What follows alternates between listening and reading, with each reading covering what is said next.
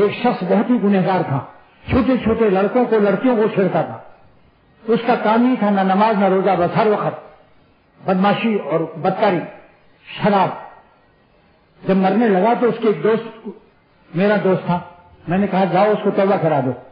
وہ گیا، کہا بھائی تم نے تو اب تمہیں ڈاکٹروں نے جواب دے دیا ہے، اب تم بچو گے نہیں، مر رہے ہو، توبہ کر لو۔ تو اس نے کہا کہ سب لفظ نکلتا ہے، بسکٹ، ڈبل روٹی، چائے، ہاسپٹل، ڈاکٹر، انجیکشن، سب لفظ نکل رہا ہے، مگر جو تم کہہ رہے ہو یہ نہیں نکل رہا۔ اب بتاؤ، اگر مسلسل گناہوں کی نحوست سے اللہ اتنا زیادہ غضبناک اور ناراض ہو جائے کہ تم توبہ کرنا بھی چاہو منہ سے نہ نکلے تک کیا ہوگا؟ یہ واقعہ پرانے زمانے کا نہیں ہے، یہ اس زمانے کا ہے۔ یہ واقعہ میرا خود اپنا چشمدید ہوا، یہ اس زمانے کا ہے۔ اسی حالت میں اس کو موت آ گئی۔ زیادہ گناہوں پر جری نہ بنو اور اللہ والوں کے پاس رہو۔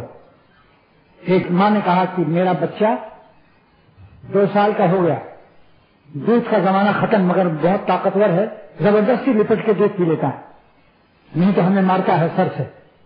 حکیم نے کہا کہ تم نیم کی پتی پیس کر چھاتیوں میں لگا لو، بہت باریک پیس کر لیپ لگا لو، پلاسٹر۔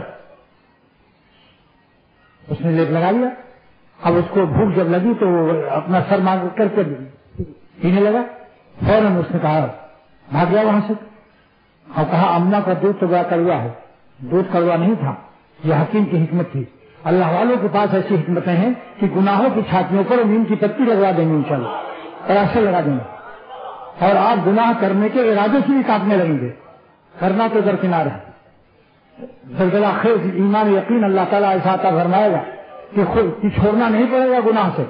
بعض نادان لوگ بزرگوں کے پاس اس لیے نہیں جاتے کہ گناہ کا مزہ چھوٹ جائے گا، چھوڑنا پڑے گا، اور گناہ چھوڑنے سے ہمیں ہمارے شیخ مرشد صاحب حق صاحب دامت برکاتہ نے فرمایا کہ گناہ چھوڑنا نہیں پڑتا اللہ والوں کے پاس جانے سے، ارے چھوٹ جاتا ہے، چھوڑنا نہیں ہے، چھوٹ جاتا ہے۔